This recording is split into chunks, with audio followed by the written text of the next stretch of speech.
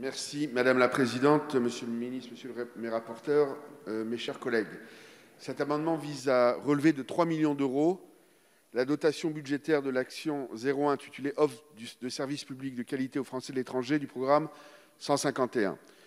L'objet de cet amendement est donc de venir en aide à nos réseaux consulaires, tout simplement. Dois-je encore le rappeler, la crise sanitaire a fortement impacté notre réseau. Je le rappelais, c'est 160 ambassades, 89 consulats généraux, 112 sections consulaires.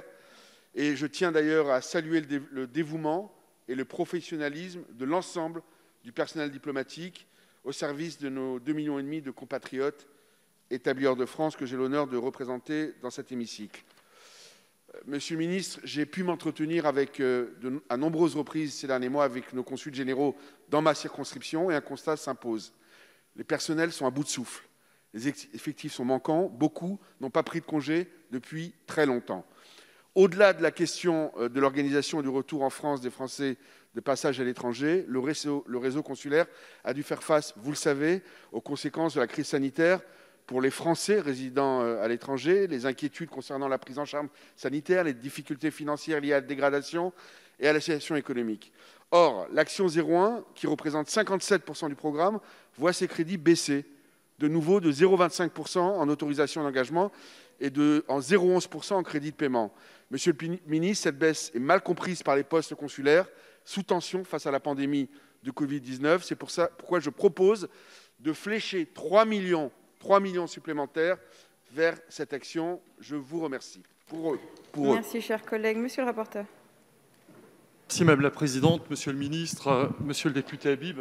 Cet amendement n'a pas été présenté devant la Commission des finances et, à titre personnel, je donnerai un avis défavorable. Pourquoi ? Parce que les moyens de fonctionnement de notre réseau consulaire sont préservés par le budget. Le ministre l'a rappelé tout à l'heure.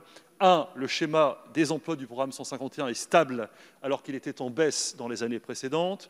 Le plafond des emplois augmente même légèrement de 9 emplois avec un total de 3 246 effectifs. Et on souhaite que, naturellement, cette direction reste la même pour l'année prochaine. Et les crédits de fonctionnement, deuxième point, hors titre 2, sont en légère hausse de 0,4 millions d'euros.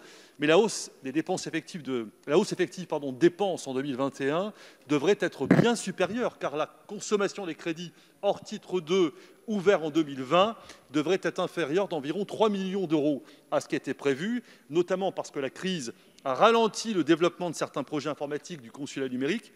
Et je souligne que le vote par Internet pourra être mis en œuvre pour les prochaines élections consulaires, celles qui auraient dû se tenir au printemps dernier et que la crise, et c'est pas gagné, a conduit à reporter. Cela sera un allègement, naturellement, pour les services.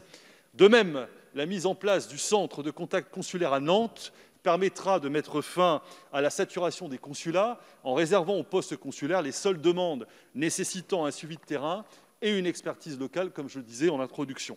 Notre avis sera donc défavorable. Merci. Monsieur le ministre.